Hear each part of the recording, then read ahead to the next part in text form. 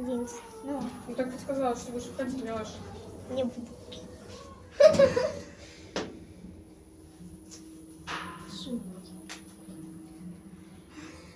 С ним невозможно жить.